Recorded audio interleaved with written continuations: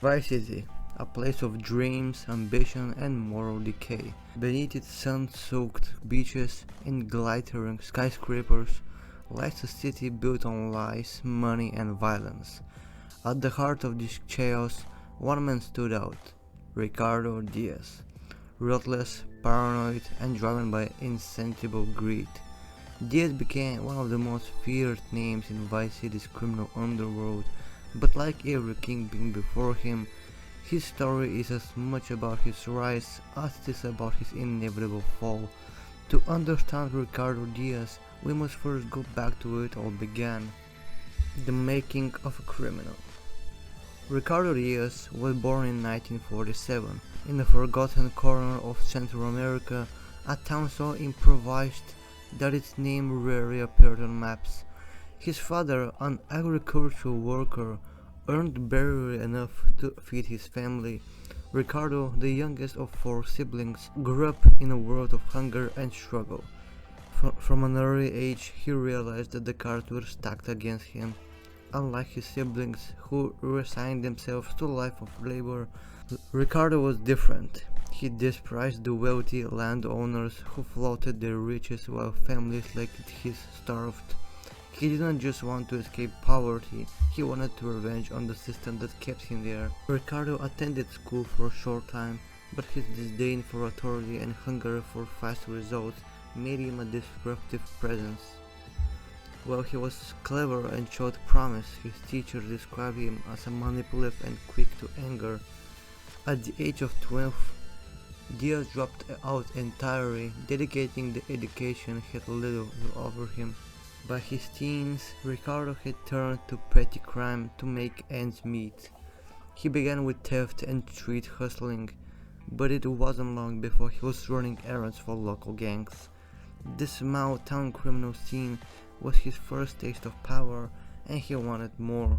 The path to Vice City. Ricardo's big break came in his early 20s when he caught the attention of a powerful local cartel. Recognizing his cunning and fearlessness, they brought him on a smuggler, transporting contraband across borders. This connection exposed Diaz to the larger world of organized crime and the staggering profits of the cocaine trade. Diaz quickly learned the intricacies of the drug business. He became known not only for his efficiency, but also for his brutality, ensuring loyalty throughout fear. But Diaz wasn't content to remain a middleman. He wanted his own empire, and for that he needed a new battleground. In 1971, Diaz arrived in Vice City with nothing but a suitcase and an iron will. The city, already a hub of illicit trade, was ripe with opportunity. It was here that Ricardo began his climb to the top, starting at the very bottom. Diaz worked for whoever would pay him, taking on dirty jobs that others refused. He made a name for himself throughout his ruthless efficiency and willingness to do whatever it took to succeed. Over time, his reputation grew, and so did his ambitions. By late 1970s, Diaz had amassed enough wealth to purchase his first real asset, a mansion on Starfish Islands. Once a decrepit property, Diaz transported it into a fortress. The mansion became a symbol of his success and a nerve center for his growing operations. From this stronghold, Diaz expanded his empire using a combination of bribery, intimidation, and violence. He established himself as a dominant force in Vice City's drug trade, but his rise didn't come without opposition. One of Diaz's earliest challenges came from Gonzalez. Gonzalez, a trusted lieutenant of Colonel Cortez, was one of Diaz's earliest allies in the Vice City's underworld. The two worked together on several smuggling operations, with Gonzalez acting as one of intermediary between Diaz and the other major players. However, Gonzalez's greed got the better of him. He began scheming profits from their deals, assuming that Diaz wouldn't notice or wouldn't dare confront someone so closely tied to Cortez. But Gonzalez underestimated Diaz's temper. Diaz struck back with ferocity, sabotaging Gonzalez's operations and leaving him humiliated. While Gonzalez managed to survive by hiding behind Cortez's protection, The incident sent a clear message: no one cheated Ricardo Diaz and lived without consequences. Another major threat came in the form of the Mendez brothers, Diego and Armando, who controlled much of Vice City's drug trade. While they initially saw Diaz as a minor player, his rapid rise made him a rival they couldn't ignore. The feud between Diaz and the Mendez brothers escalated into a full-blown war. Despite being outnumbered, Diaz's cunning strategies and brutal tactics allowed him to hold his ground. However, the constant conflict left him increasingly paranoid and isolated. Diego and Armando Mendez, two ruthless brothers with a stronghold on the city's cocaine trade, were known for their calculated tactics and vast resources. To challenge them was to risk annihilation, but Diaz wasn't one to back down from a fight, and the clash that followed tested both sides' cunning strength and willingness to spill blood. The feud began over territory and control of Vice City's lucrative smuggling routes. The Mendez brothers had long dominated the port areas and key coastal entry points, charging exorbitant fees to smaller dealers like Diaz, who relied on those routes to import their product. Diaz's unwillingness to remain under their thumb began secretly developing his own smuggling network, bypassing the Mendez operation entirely. When the brothers discovered Diaz's deficiencies, they were furious. They issued him an ultimatum: pay tribute or face destruction. Diaz's response was clear and characteristically brazen. He ambushed one of their shipments, stealing a massive load of cocaine and leaving a trail of bodies behind. The Mendez brothers retaliated swiftly, targeting Diaz's operation across the city. Warehouses were bombed, loyal lieutenants were assassinated, and several key allies detected to the Mendez side, fearing Diaz's imminent downfall. Despite being outnumbered and outgunned, Diaz refused to back down. He knew he couldn't match the Mendez brothers in their sheer force, so he turned to tactics that would exploit their weaknesses.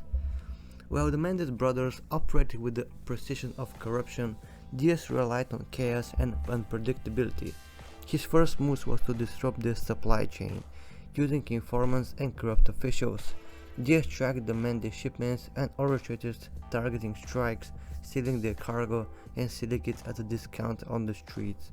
This not only hit the Mendez brothers financially, but also damaged their reputation among their buyers. Diaz also attacked the Mendez brothers' public image. He targeted their high-profile assets, nightclubs, casinos, and luxury yachts, turning their opulent lifestyle into a liability.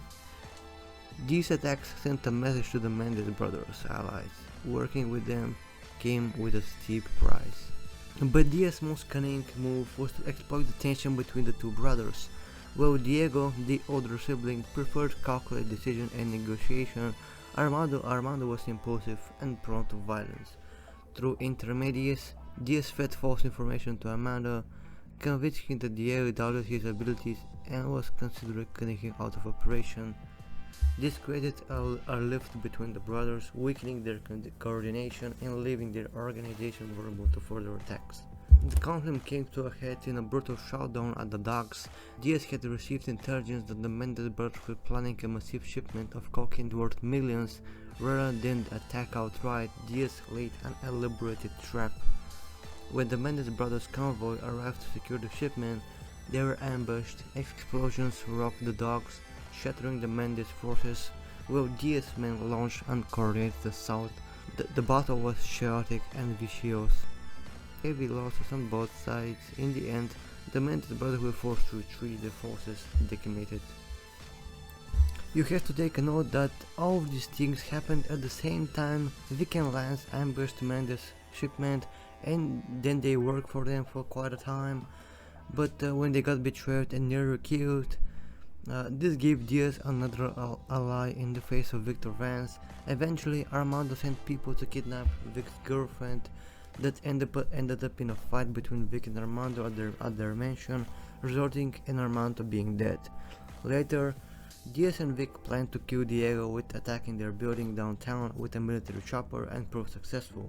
With that, all of Diaz's problems were solved. The Mendez brothers were killed, and his cartel became the most powerful in Vice City. By the mid-1980s, Ricardo Diaz was one of the heights of his power, but also at his most vulnerable. His paranoia alienated his allies, and his impulsive decisions began to weaken his grip on Vice City. In 1986, Diaz unknowingly invited his downfall by hiring Tony Vercetti, a criminal with ambition of his own.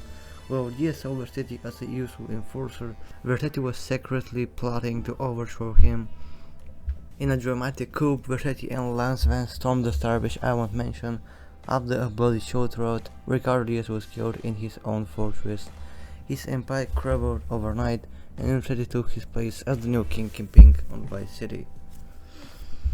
At the end, Ricardo Diaz's story is a cautionary tale again, a rise built on ambition, greed, and fear, and fulfilled by paranoia and betrayal.